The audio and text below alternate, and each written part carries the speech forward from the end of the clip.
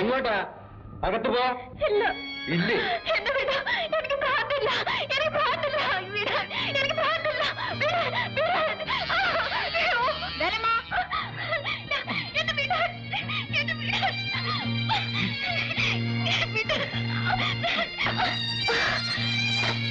തുടരുതല്ലേ, അവളെ പിടിക്കൂ, ഇല്ലെങ്കിൽ അവളെന്നെ കൊല്ലും. എന്റെ ഡാഡിയെ കൊന്ന പിശാച്. നിനക്ക് വേണ്ടതിന്റെ സ്വത്തല്ലേ, എടുത്തോളൂ, എന്നെ വെറുതെ വിട്ടേക്കൂ. ഇല്ലെങ്കിൽ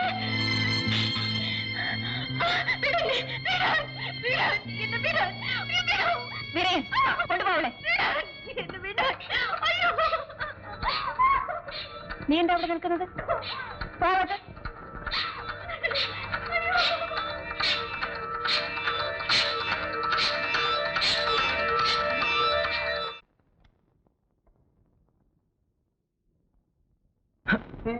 പേടിപ്പിക്കേ ഇറങ്ങടോ. ഇങ്ങോട്ട് കഴിച്ചാളെ മടിച്ചിനെ പറ്റില്ലേ? മോളിനുള്ള ഉത്തരവാണ്. എണ്ണ തേച്ച് കുളിപ്പിച്ച് പൗഡർ ഇട്ട് പൊട്ട് ഇട്ട് കൊണ്ടിച്ചല്ലേ. ഇറങ്ങിക്കോ, ഇറങ്ങണോ? ഇങ്ങോട്ട് മറ്റേ കാലം പണ്ടാരടങ്ങിയത് എന്തോരിത്. എന്താ കഴിച്ചേ? പിന്നെ ഇങ്ങോട്ട് ഇങ്ങോട്ട് ഏത് കാട്ടുന്ന അങ്ങോട്ട് ഇങ്ങനെ ഒക്കെ ചൂടാവുന്നുണ്ട് കേട്ടോ. അങ്ങോട്ട് അങ്ങോട്ട് ഇതേ കൈ കൈ അങ്ങോട്ട് അങ്ങോട്ട്. ഇതാങ്ങോട്ടേ. അപ്പൊ എന്റെ അളവ് തെറ്റിയില്ലേ? അയ്യേ വൃത്തിയോട്ടെ സിരിപ്പുണ്ടോ?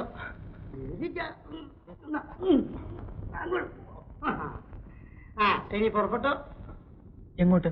എസ്റ്റേറ്റിലേക്ക്.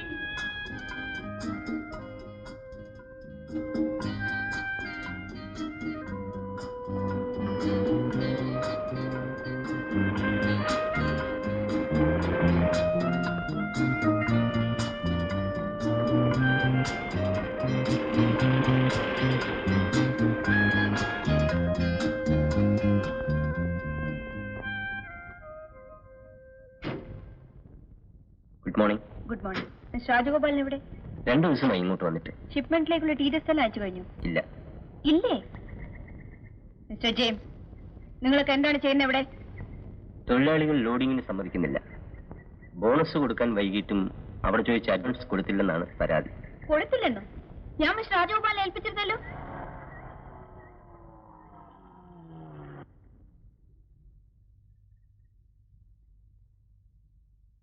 മോർണിംഗ്. Good morning. നിങ്ങൾ എവിടെയായിരുന്നു? ക്ഷമിക്കണം, അവിവാഹിതരായ ഒരു ചെറുപ്പക്കാരൻ പോകുന്നിടമെല്ലാം നിങ്ങളെപ്പോലും മതിയോട് പറയാമോ? കൊള്ളില്ല. ഇടയ്ക്ക് ചോദിക്കട്ടെ, യാത്രയൊക്കെ സുഖമായിരുന്നു? പരിഹസിക്കുകയാണോ? അതിനെനിക്ക് അർഹതയില്ലല്ലോ. ഞാൻ ജനറൽ മാനേജരും നിങ്ങൾ ഇവിടുത്തെ മാനേജിംഗ് ഡയറക്ടറും അല്ലേ? എന്റെ പദവി ഓർമ്മിപ്പിച്ചതിന് നന്ദി. ഫാക്ടറി തൊഴിലാളികൾക്ക് അഡ്വാൻസ് കൊടുക്കാനായി ഞാൻ ഏൽപ്പിച്ച തുക നിങ്ങൾ എന്തുകൊണ്ട് ഇതുവരെ കൊടുത്തില്ല? ആവശ്യമില്ലെന്ന് തോന്നി. അത് നിശ്ചയിക്കേണ്ടത് നിങ്ങളല്ല മിസ്റ്റർ രാജഗോപാലൻ. മിസസ് ജയന്തി ശേഖരമല്ലല്ലോ. നിങ്ങൾ ആ മുറിയിൽ അടച്ചിട്ടിരിക്കുന്ന ഒരു പെൺകുട്ടിയുണ്ടല്ലോ, ശാന്തി. അവളാണ് ഈ സ്വത്തിന്റെ ഒക്കെ അവകാശി.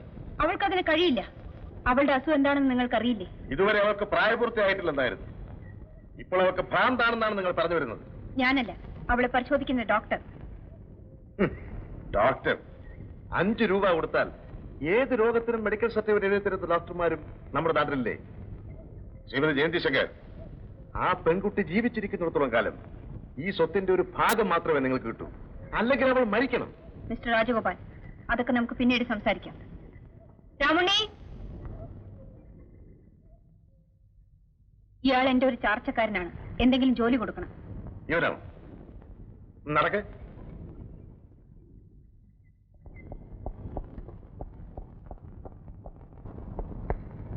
ഗ്രാജുവേറ്റ്? എനിക്ക് ഇംഗ്ലീഷ് അറിയില്ല. ജോലി വല്ലതും അറിയോ?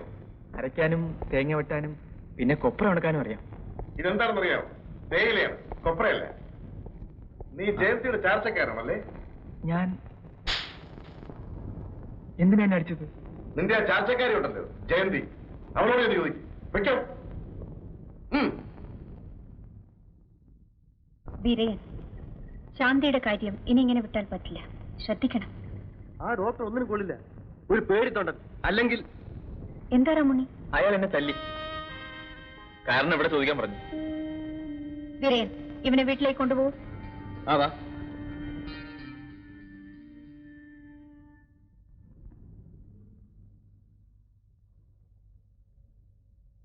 അയാൾ എന്തിനാ എന്നെ തല്ലിയത്? എടാ, നീ ഒരു പാവമാണെന്ന് തോന്നുന്നു. അത് അവർ തമ്മിലുള്ള ഒരു ഒത്തുകളിയല്ലേ? അല്ലെങ്കിൽ നിന്നെ തല്ലിയതിന് ആ സ്ത്രീ ചോദിക്കണ്ടേ?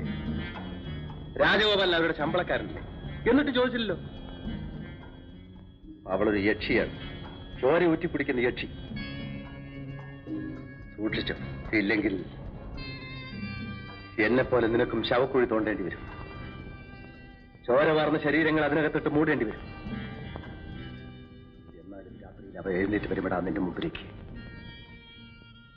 അപ്പൊ നീ എന്ത് ചെയ്യും? പേടിച്ച് കരയുമല്ലേ? എനിക്കൊന്നും മനസ്സിലായില്ല. ആ, കൂടെ കൂടെ മനസ്സിലായിക്കൊള്ളൂ.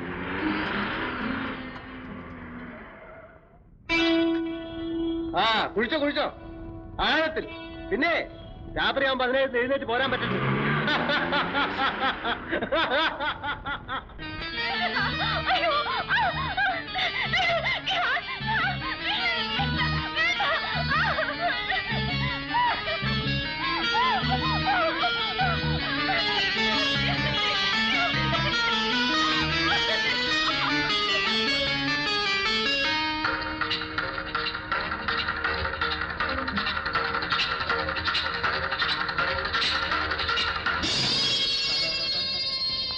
ഞാൻ പറഞ്ഞില്ലേ ഇവിടെ നടക്കുന്ന കാര്യങ്ങളൊന്നും ശ്രദ്ധിക്കരുത്. ശ്രദ്ധിച്ച് നമുക്കെന്നെ ദോഷം. അപ്പോ പോ.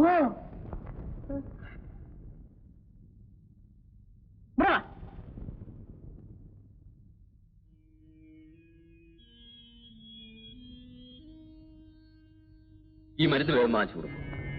കുത്തി വയ്ക്കാനാണോ ഡോക്ടർ? ഒക്കെ അതിൽ എഴുതിയിട്ടുണ്ട്.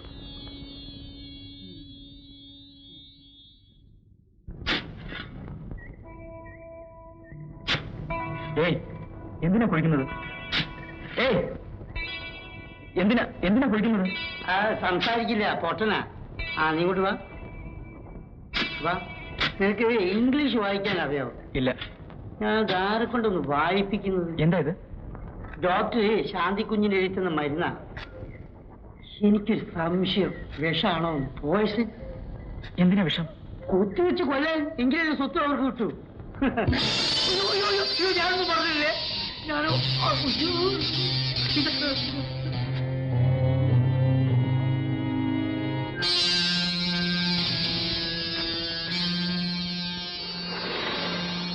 ഇവനെ കുഴിച്ചു മൂടിയല്ലാതെ ഇവിടെ ജീവിക്കാൻ പറ്റില്ല.